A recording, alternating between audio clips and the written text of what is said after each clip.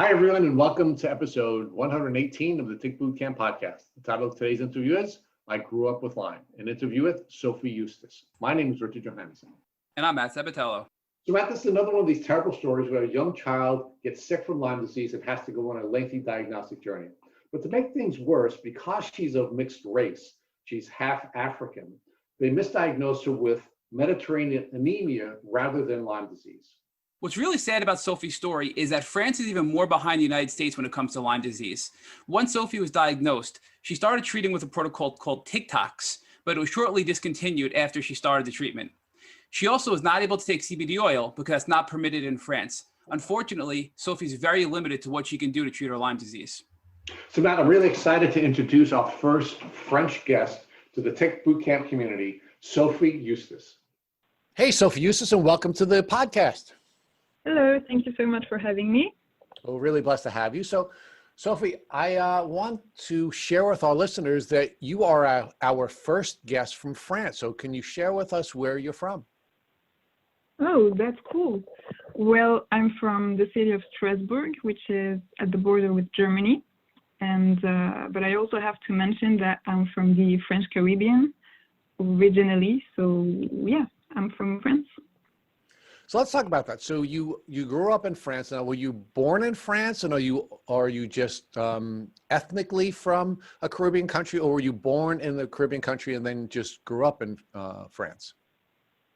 No, my dad is from the French Caribbean, so the island of Martinique, and I grew up in mainland France, in the city of Strasbourg. So it's in the northeast of the country of France, and that's where I spent most of my life, actually. That's where I grew up. So let's talk about your life in France. What was your educational process like? Well, I went through the classical school journey in France. So it's pretty similar to what you have in the US, for example, or in, well, many other countries. And when I was 19, that's when I started university. So I moved to the southeast of France. And I've been traveling quite a bit for my studies. So I decided to focus on the Caribbean. I study social sciences and international relations. And I went to study in Jamaica for a year, for example, last year. And now I'm back in France. So yes, and I will be starting my last year at college in September. So when you complete your college education, what is it that you plan to do professionally? To be honest, I'm not quite sure as yet. I had quite specific plans in my head. I really wanted to work in the Caribbean region and focus on international cooperation in the region. So that's, for example, legal accords or trade accords between the countries. But the coronavirus pandemic has made me rethink that, because obviously with all the borders closing up, traveling around the world might not be as easy as it was last year. So I'm still thinking about what I will do next.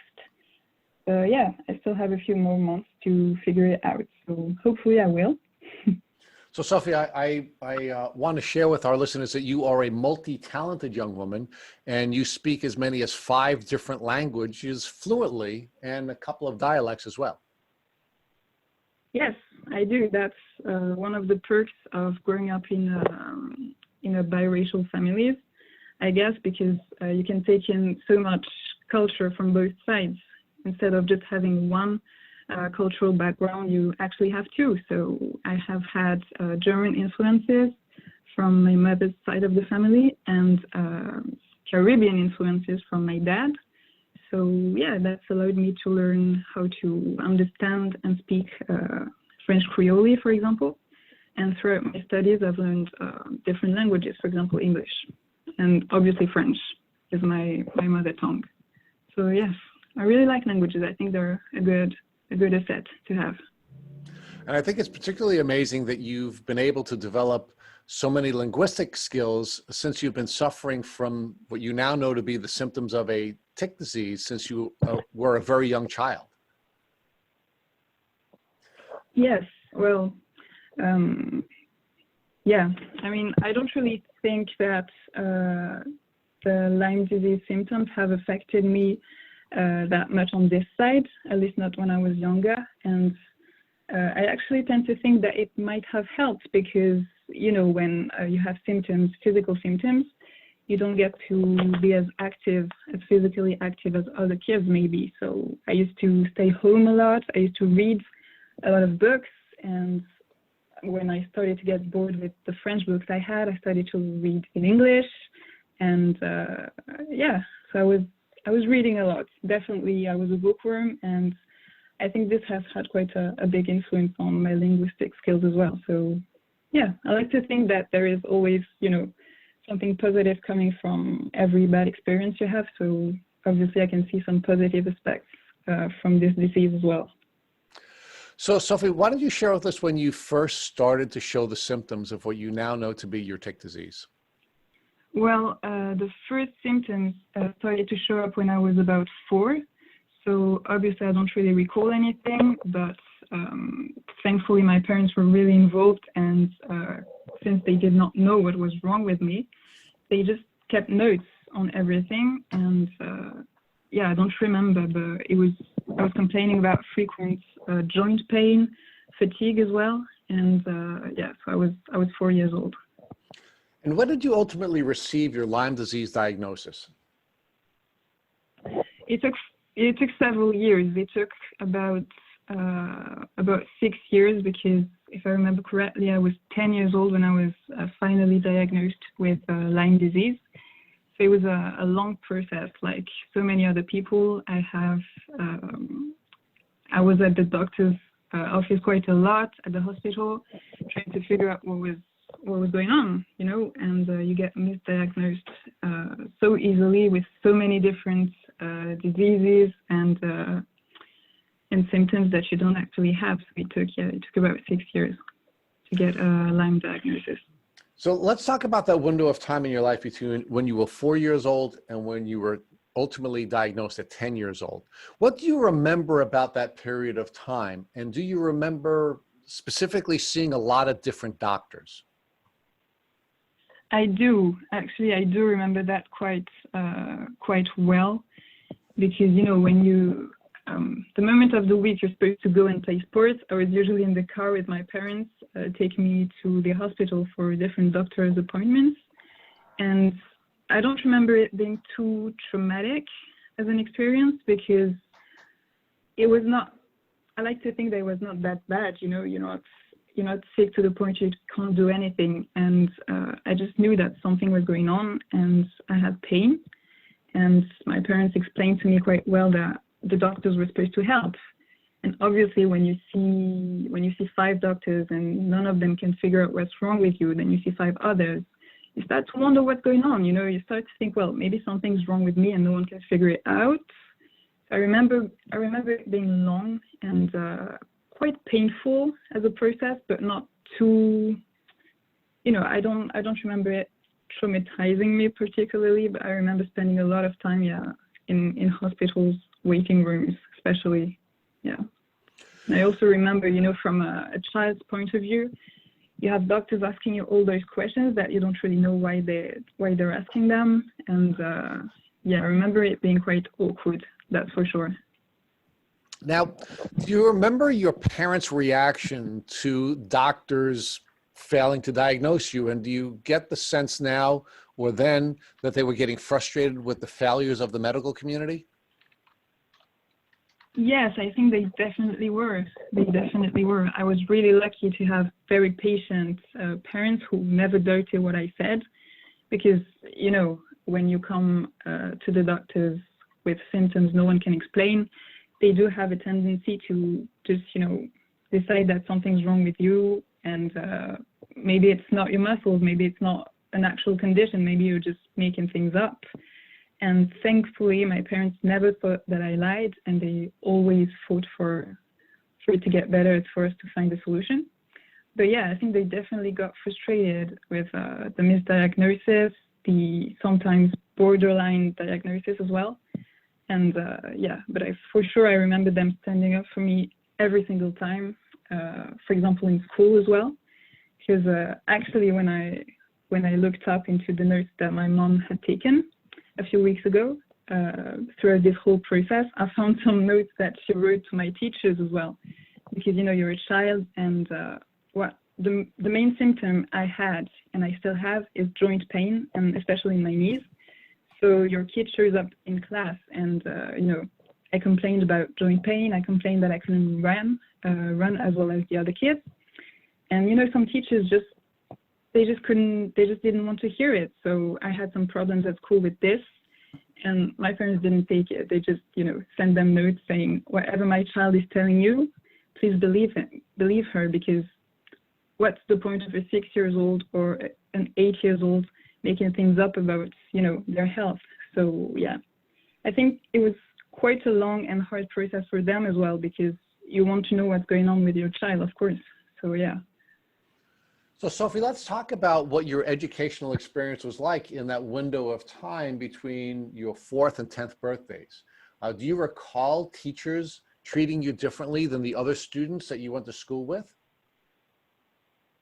Yeah, I do have some memories of this being a problem. I had one teacher especially, which caused some confrontation with my parents at the time, who just didn't want to believe that anything was wrong with me, because, well, the thing with Lyme disease is most of the time you can't see anything wrong with the person in front of you telling you that they're sick. So it's quite hard, I guess, to believe that, something is actually happening. And yeah, I remember one teacher in particular being quite harsh about it, and trying to make me, do the physical activities that I just could not do because it was too much. And at some period over those years, I had crutches to walk because it was just too much. And it was not too much of a problem for me, because you're around other kids, you just tell them that your knees hurt and they don't really ask any other questions. But yeah, it was an annoying process going to school every day with these, and teachers asking me why I don't just walk. You don't have a broken leg. What's wrong with you? And is this for attention? Is this to make other people talk about you? And I just didn't understand why they were so they were on my back all the time, because what was the point of making things up when really the only thing you want to do at this age is be like every other kid? So yeah, that was annoying, yeah, for sure. Now, did your symptoms interfere with your relationships with other students? Did you have friends, or were you having a different experience socially than your peers in your classes? No, I don't remember it impacting my social relations at all, to be honest. I remember having my group of friends, as most kids do, and they stuck with me. They didn't really try and understand what was going on. It was just like, well, so if you can't run at the moment, so we'll just do other things with her. And I remember it being just fine. It was okay. I didn't really mind missing out some activities, to be honest. I think it didn't make me lazy, but it definitely did not make me the most loving, the child that loved the sports the most at the time. It changed since, because I realized it was actually really good and that I actually really enjoyed it. But at the time, I don't think I minded that much. And yeah, it didn't really impact my relationship with other kids my age. So, Sophie, what sports did you want to play at that time in your life, and how did your Lyme disease prevent you from enjoying the sports that you wanted to participate in? Well, I remember being obsessed with ice skating, which doesn't really make sense because no one in my family or my friends did ice skating. But I remember I really wanted to do it, and I just couldn't. It was obviously possibly the worst sport that I could have come up with. So that frustrated me a bit. And I do also remember my parents sending me to the swimming pool every week. And actually, I can't tell you if I ever stopped going because of Lyme disease, but I don't think so, because I remember hating it a lot. And yeah, as I said, it didn't really bother me that I couldn't do that much sports. It was probably more the social aspect of it, for example, at school, when you have a break and every kid starts to run around and play sports, well, you can't really participate that much. So I guess this was the hardest part, I guess. But apart from that, I have to admit, I don't really remember it being too hard on me. So, Sophie, your parents had blessed you with not only a great deal of support and a dogged approach to making sure that they got you a diagnosis, but they also blessed you with taking notes on everything that was happening, which has now given you some insight into what was going on at that period of time. Now, do you recall either from conversations you had with your parents or from reading the notes about whether or not your parents ever found a tick biting you, or whether or not you ever had a Lyme rash? Well, from the notes about my symptoms started, I remember it started in March, I think it was 2001. And there is one, at one point my mom does write that I had a rash on my body, but no one ever thought there was a tick rash, because obviously that's not really the first thing you would think of, since they did not find the tick. That's for sure, they never saw it. But yeah, so maybe that's also the reason it took so long, because, well, we had nothing to start with, so yeah. So it's your belief that your mother observed a rash on you and she was sharing that information with your doctors, but none of the doctors used that as a basis to properly diagnose you, at least none of the doctors that you saw until you were 10.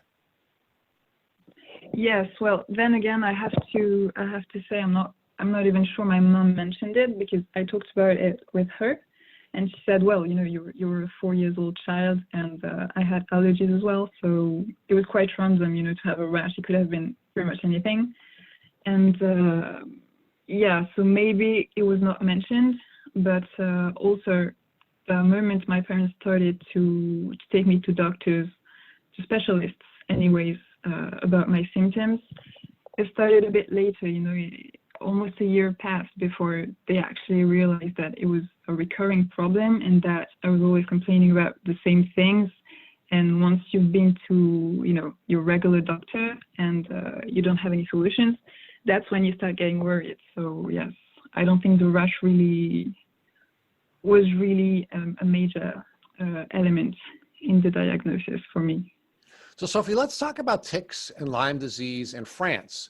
What did you know about ticks and Lyme disease prior to you being diagnosed? And did you receive any educational information about ticks and Lyme disease during your studies? Well, no, not at all. That's for sure. I had no knowledge on Lyme before I was diagnosed. And I remember at the time I was diagnosed, I was about 10. So that's a bit over 10 years ago. And well, when we came home from the doctors, we obviously tried to get as much knowledge on the subject as we could.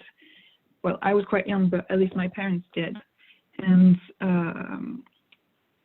it was a struggle, and to this day it still is, because there is not that much information, even though France has cases of Lyme disease.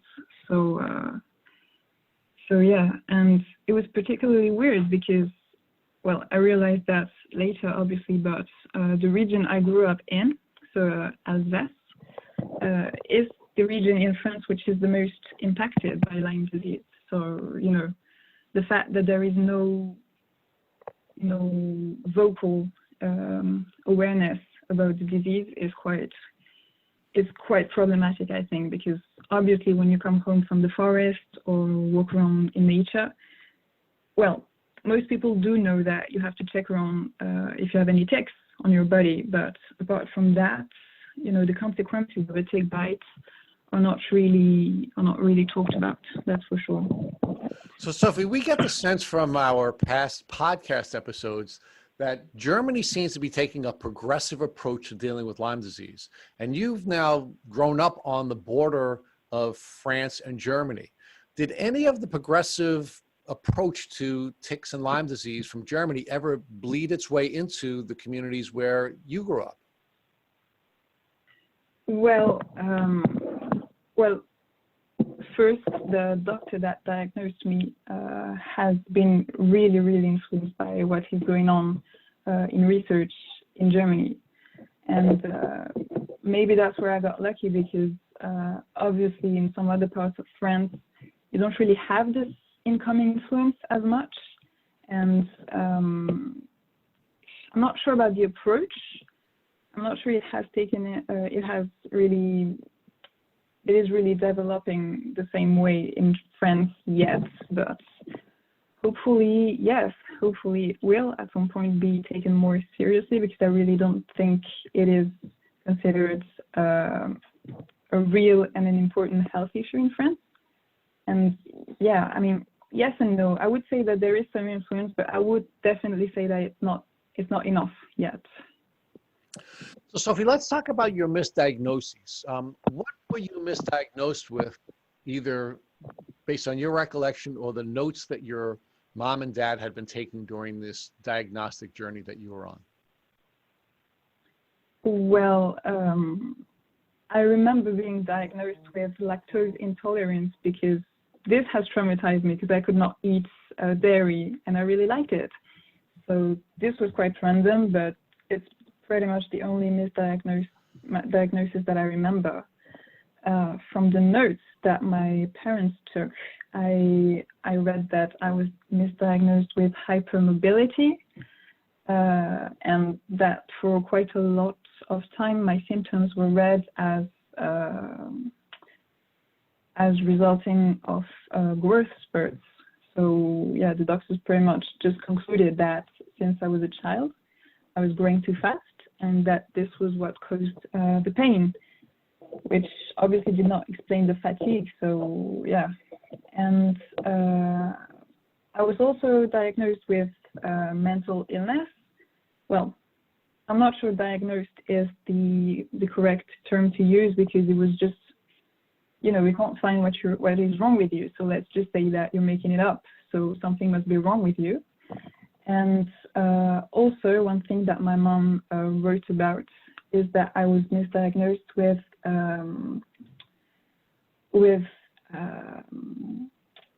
okay, I'm just going through my notes because I want to use the correct term. Well, as I said, I'm mixed race. So my dad being a black man from the Caribbean, and me being, well, I'm very light skinned, but I'm still mixed race. So the doctors read pretty much anything they want when you go and see them. So I was misdiagnosed with what is called Mediterranean anemia, which is it's basically a blood condition which sometimes has effects on bones and nerves, and it is especially common with people of African descent. So yeah, I guess it was you know, when you can't figure out what's wrong with you, you go and see a doctor and you tell them, well, I've been to 10 before coming to see you, and this is basically some of the most striking things I was misdiagnosed with. So now, Sophie, do you believe that either your age, your gender, or your culture played a role in doctors failing to properly diagnose you because of a bias that they were harboring during the time that they were treating you? Well, I think my age definitely did, yes, because it's quite easy to just assume a child is lying. And yeah, I guess some of them just thought, well, you know what, she doesn't want to play basketball, so she's just saying that her knees hurt, so she doesn't have to. And I think this was, of course, it's much more complicated than that, but I think that, yes, this was probably the reason why some of them believed that it was not legit. And some actually did ask my parents, how can you be so sure that the symptoms she's talking about are not entirely made up? You know, either from being very young, about 4 or 5 years old. Some kids just, you know, have their own imaginary world. So why wouldn't she make those symptoms up? And then being a bit older, it was, you know, probably read as being convenient. And so I would say my age definitely played a role in the misdiagnosis. And my gender, I'm not so sure. I don't think so. And my race maybe as well. As I mentioned, the condition I was misdiagnosed with, but that was the only the only case I read through my mom's notes. And to be quite honest, I was quite frustrated about the fact that, I was not believed. Because, well, it's frustrating. So, yes. And discovering the podcast and getting educated on Lyme disease, reading some experience other people had. Frustration definitely is something that comes back and that a lot of people have to deal with, because even when you're an adult, I've read so many cases of people saying, well, I went to see my doctor and nobody believed me, even though, I'm a however old person. And I think that's crazy. So Sophie, on one hand, you were misdiagnosed as having a mental illness and anxiety, where basically they were saying that you were faking your pain. And then on the other hand, you were misdiagnosed with the Mediterranean anemia because of your culture and your race.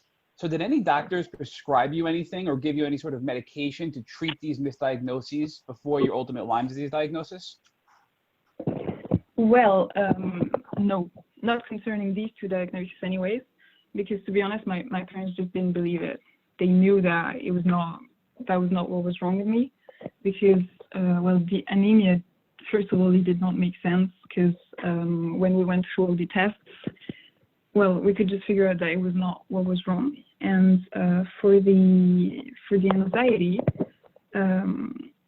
no, I think at some point my parents did from themselves give me some essential oils or something like this, but I was never treated professionally for it, because they just knew that this was not it, and thankfully they kept looking, because I don't think it would have helped.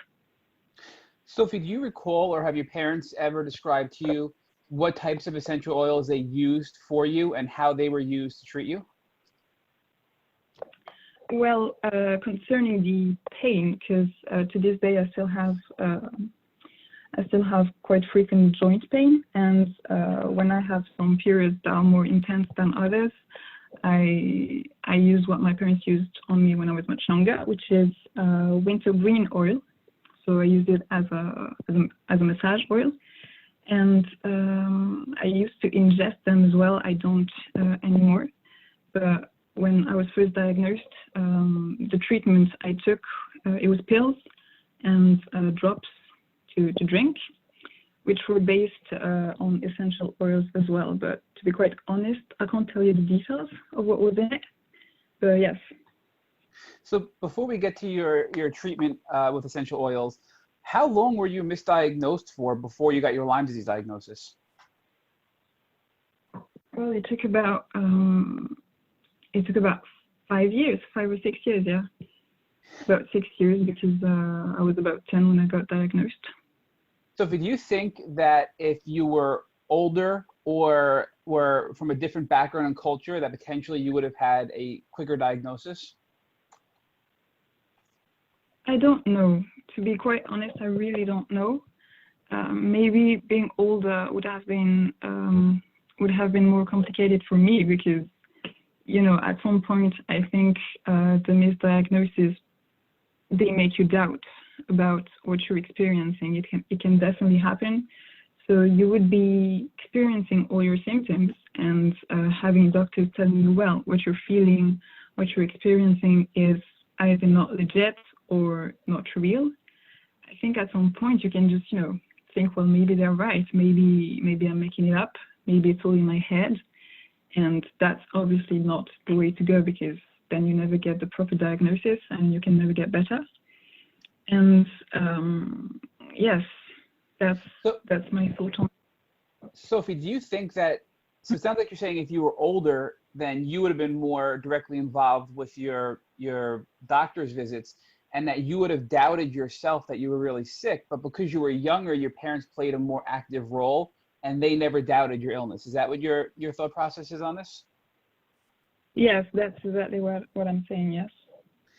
So walk us through now. Here we are 7 years later after you first started getting sick when you were 4 years old. So you're about 10 or 11 at this point. How did you finally land on Lyme disease?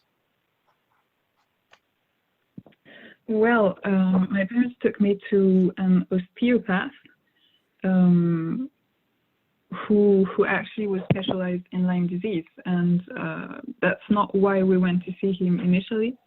It's just because, you know, when you're looking for something, when you're looking for answers, you would just go and try anything at some point. I remember my parents taking me to doctors which would make me do weird things. You know, I had this treatment which involved magnets.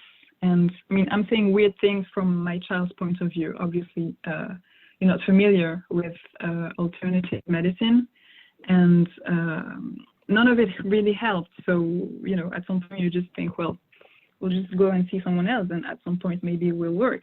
So that's how we landed at my doctor's, and that's how I got diagnosed. It was from a blood test, and well, when he asked me about my symptoms, everything really matched with Lyme disease. So it just sort of suddenly made sense. And yeah. So and also, beforehand, when I went to see classical, if I may say so, doctors and to the hospital, I took blood tests, but the percentage of infection of Lyme disease that I was sick with just didn't match the norms in France, which, as you mentioned, Germany earlier, and it's all about, you know, what is accepted in the medicine institution in different countries. And Lyme, officially, I'm still not affected by Lyme disease today. So you had to take other tests that doctors we went to see before did not diagnose me with and did not think worth trying. So yes. So you were bouncing around from specialist to specialist, doctor to doctor, including natural doctors that use things like biomagnetism and natural testing, until you finally landed at a Lyme doctor, because you were just going to all these different doctors to try to find what was causing your problem. And when you landed at this Lyme specialist, they then ran your blood out of the country, it sounds like, in Germany. Was that at Armin Labs? You know, is that the lab they used? I'm sorry? Do you know the lab they used to test your blood? Was it Armin Labs in Germany that they used to test your blood? I can't tell you. I really don't know. I don't know. Okay. But so you mentioned earlier that they were running blood work at the local hospitals, but they weren't looking for the type of Lyme disease that you had. So is the blood test that was done by the Lyme specialist different than those traditional tests done in Germany? I'm sorry, done in France? Yeah, it was. And at the time, I just didn't understand anything about it. And as I grew older, I got more familiar with all this world of misdiagnosis and different norms and the recognition of Lyme disease in different countries as well. And my brother, I have an older brother who's 7 years older than me. He went and started to work in a lab. He went to work in a lab in which they actually run tests for Lyme disease, and he actually helped me so much to understand why, you know, I had spent all those 6 years being misdiagnosed and getting my blood taken and trying treatments that didn't work, to actually land on a diagnosis that some people get from one visit in the hospital. Because you can get diagnosed with Lyme disease much easily in France. It doesn't mean that you get treated the proper way, obviously, but yeah, I just couldn't understand why it had taken so long. And so the doctor that diagnosed me and that treated me and still treats me to this day had a different point of view. I think this is what changed everything for me. It was the fact that he had been abroad to conferences, he had been abroad to get educated, to do his research, and he had a different way of seeing Lyme disease, of treating it, and this changed everything.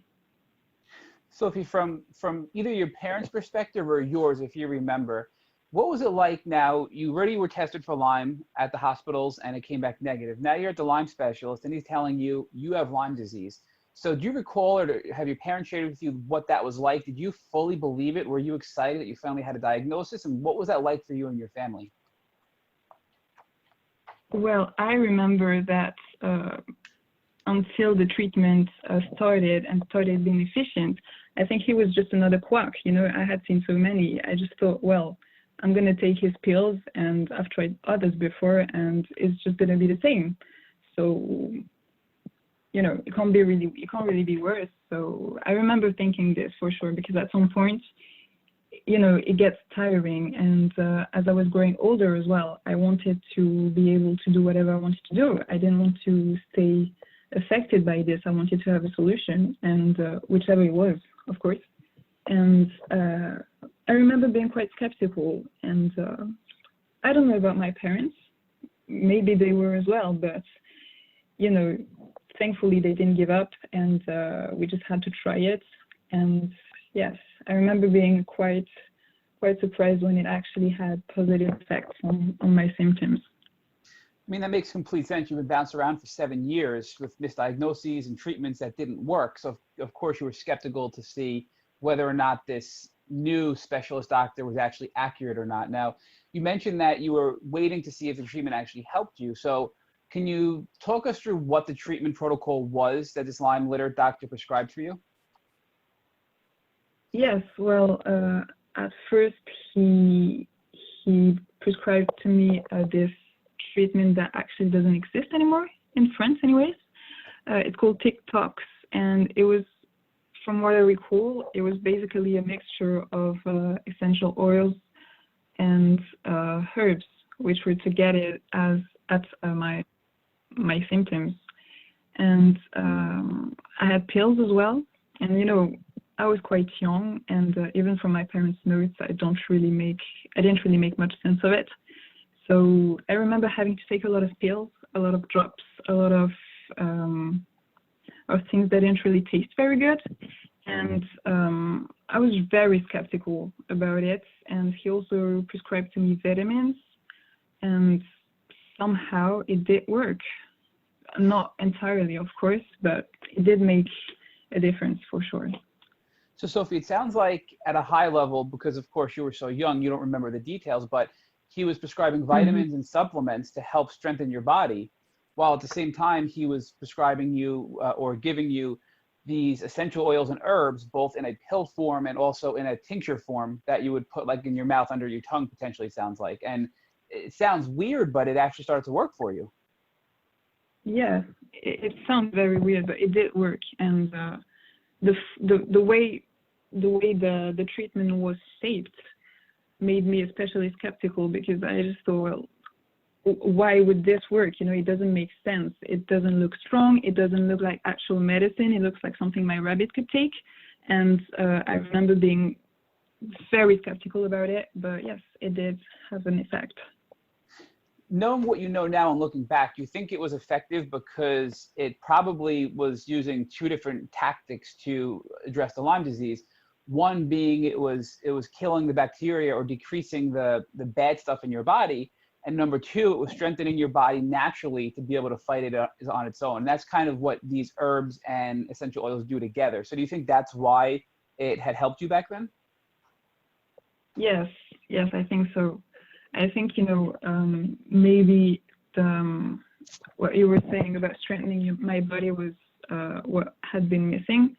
And obviously when you don't know what the problem is, it's quite hard to target it. So yeah, I think this is why it worked, because it had not been tried before. And as you said, you know, it helped to kill the bacteria which caused the symptoms.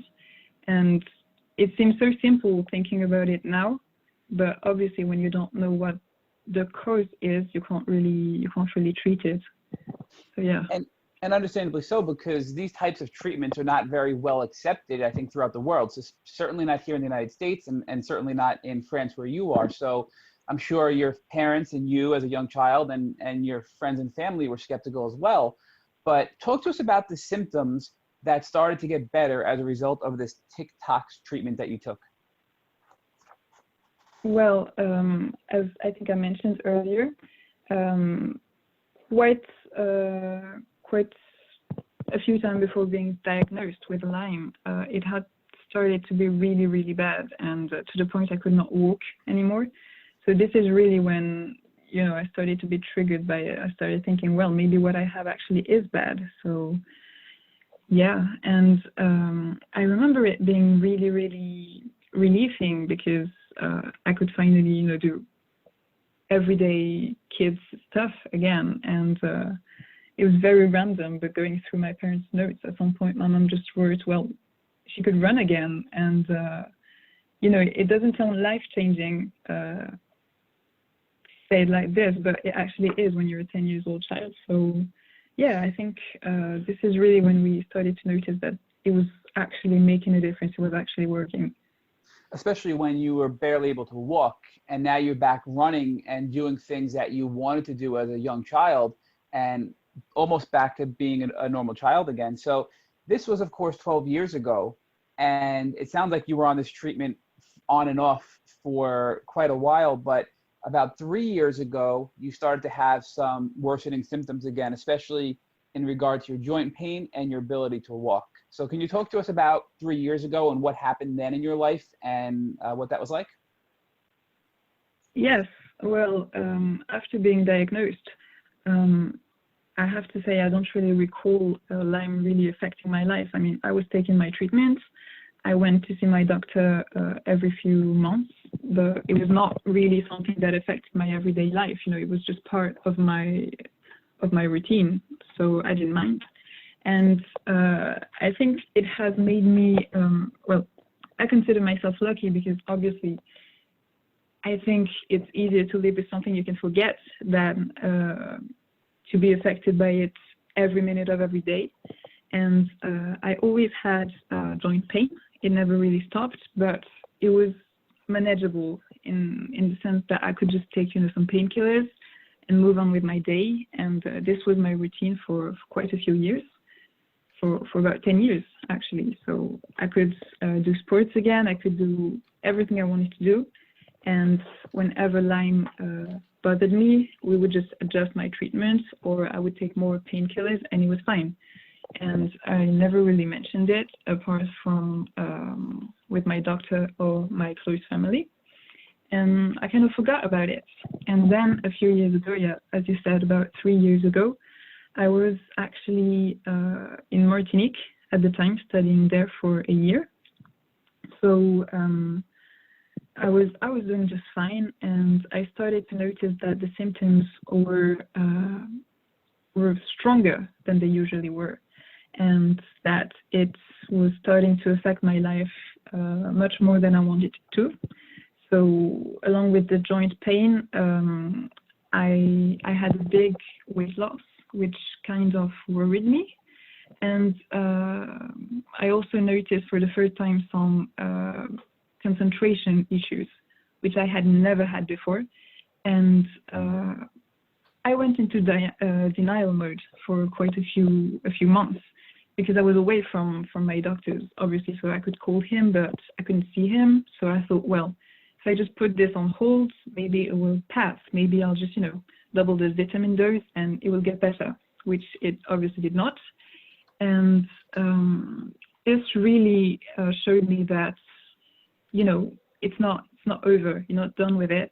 And, you have to actually address the issue. You have to actually, you can't just deny the fact that it's affecting you.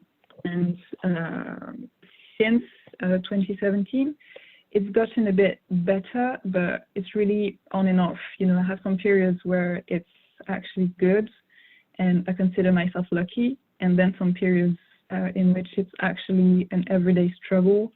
And for the first time in years, I've had periods when I can just not really get out of bed for like a few days in a row, and I've tried to fight it, but I've actually noticed that it makes it worse. So yeah, we're currently trying to figure out what the most appropriate treatment is at the moment. And yeah, it's a bit blurry, but yeah. Sophie, were you working with the same Lyme litter doctor that diagnosed you from the time you were 10 up until the present date? Yes. Sophie, it sounds like since the time when you were 19 and this increase in symptoms occurred to the present date, you tried a lot of things that just didn't work. But have you made any progress at all over the past several years? It sounds like you are doing pretty well today. I mean, you're doing a great job on this interview, and you're doing a great job at articulating your story. So have you made any improvements over the last 3 years? Yes, well, yeah, I think so. When I came back from Martinique, I studied back in France for a year, in mainland France. And I had this new treatment, which was pretty heavy, and it worked for a time. At least it helped with brain fog for sure.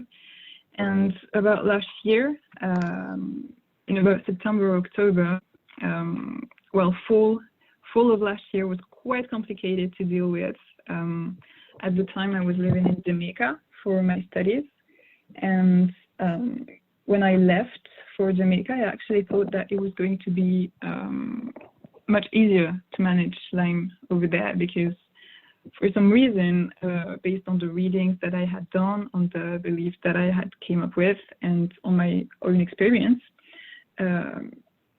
it's actually more manageable for me when the weather is good, which sounds crazy, but that's what I thought. So I left quite lightheaded, and I thought it was going to be just fine, because I had gotten better with this new treatment, and I had quite an unexpected relapse. So since then, considering I was not in France, and well, Lyme disease is absolutely not developed in Jamaica in the way it can be in other countries, so I didn't have access to the things I needed to have access to. So we couldn't really adjust my treatment, and this was quite a dark period, because I was basically stuck, and it got better since, but it really showed me that you never know, and that I should be really, really more careful. However, I do take in every good period, and I try to enjoy it as much as I can. And I also try to deal with the pain, because I know that the symptoms of Lyme can be much, much heavier than the ones I have. So, you know, I don't know what it's worth, but I do find some comfort in other people's experiences, whether they're better than mine or worse than mine. And I do know that, you know, most of the time my symptoms are manageable. And if I have a period, whether it's a few weeks, whether it's a few months, where it's really bad, I'm lucky enough that it has not lasted for too long for now. And I haven't been really in a really, really bad period for years, since I was really young. So I try to manage, yeah. So Sophie, give us an idea of where you are at today with your health. If you had to give us an assessment of where you are in the world today, tell us how you feel and where you think you are going with your health in the coming months. Well, at the moment, I want to say that I'm good, because yeah, I do have some pain, but it's really manageable, and hopefully it will stay this way. Hopefully it won't get worse, and I do have faith in the fact that I can maybe find a treatment that's more adjusted to what symptoms I'm experiencing. So yeah, however, the thing that has me worried a bit is not that much the joint pain, because, well, to be quite honest, you get used to it. It's maybe not the best thing in the world, but you know your body at some point, and you know, well, if I just, take some painkillers, it's going to be fine. I can manage. The thing that I'm most worried about is the brain fog and the concentrating issues. And this I'm not so confident about, because you never know if it can get worse. You never know if new symptoms are going to appear. So I'm staying alert for sure. But at the moment, I'm pretty good. I'm pretty good. So Sophie, now we'd like to talk with you about how this Lyme disease journey has actually been positive for you. And you did talk with us a little bit earlier about how it allowed you to be more studious during your childhood. But talk to us about how it has really affected your life in a positive way and how you've become the person that you are because of your Lyme journey. Well, as I've said, I think it has saved my interests in life a bit.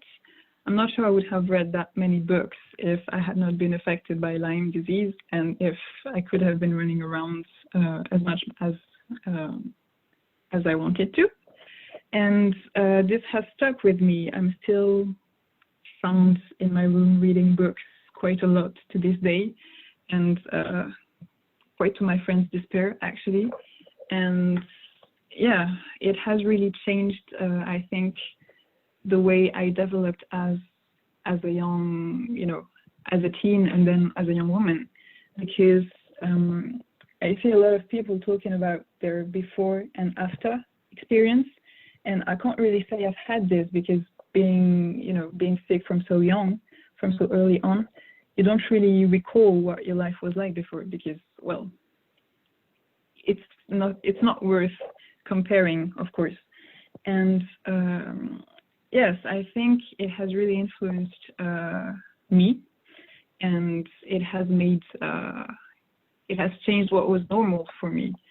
So yeah, and in terms of maybe the social experience that comes with it,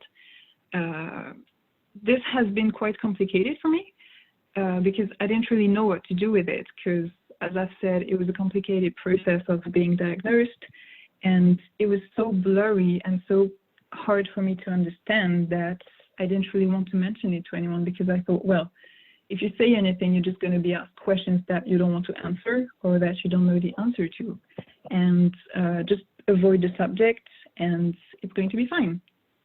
And a few years ago, especially when I got this relapse, if I can call it this way, a few years ago, I started to really read on the subject. I started to read books. I started to listen to podcasts, to follow accounts on social media concerning Lyme disease. And this has really made me aware of the fact that, my experience is not so different from the experience many other people have. And if they can talk about it, maybe I can, mention it to my friends, and maybe it will make me feel more comfortable with canceling plans or staying home, or going home after a few hours when I'm not feeling good.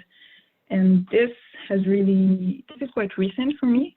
And just a few years ago, I would never have even thought of being in a podcast such as this one, because it's not something that I talked about.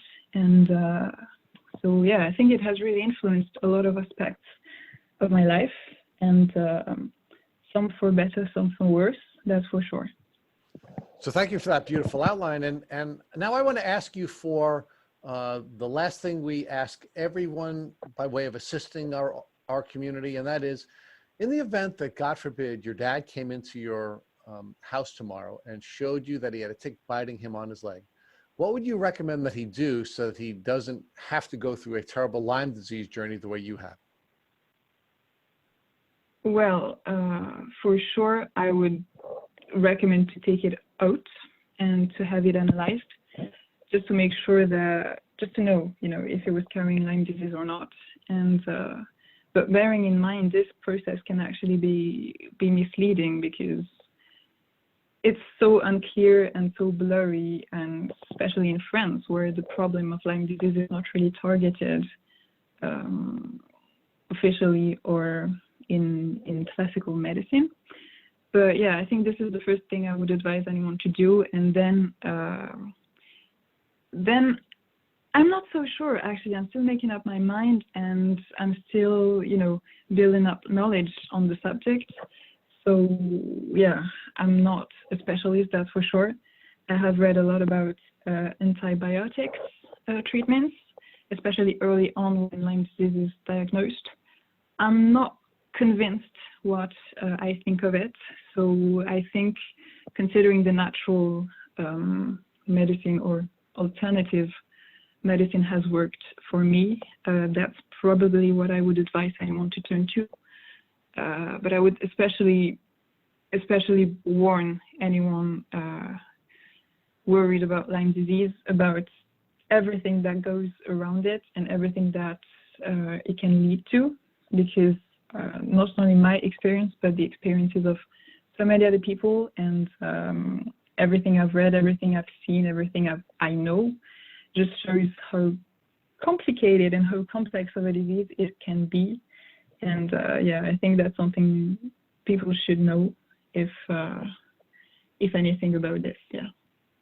Thank you for listening to the Tick Bootcamp interview with our guest, Sophie Eustache. To our listeners, we have a call to action. First, if you'd like to learn more about Sophie Eustache and her French Lyme disease journey, please visit our Instagram page at SOPHISTACHE. Second, if you enjoyed this episode of the Tick Bootcamp podcast, please share it with your friends by using the social media buttons you see at the bottom of the post. Third, Tick Bootcamp has created a Tick by Blueprint that has been inspired by the information that has been shared with us by past podcast guests. We urge you to visit our website at www.tickbootcamp.com to view the blueprint. Please note we would appreciate any input or improvements you would like to offer us. Fourth, don't forget to subscribe to this podcast on iTunes, Google Podcasts, or Spotify to get your automatic episode updates to our Tick Bootcamp podcast. And finally, please take a minute to leave us an honest review and rating on iTunes or our website. Thank you for listening.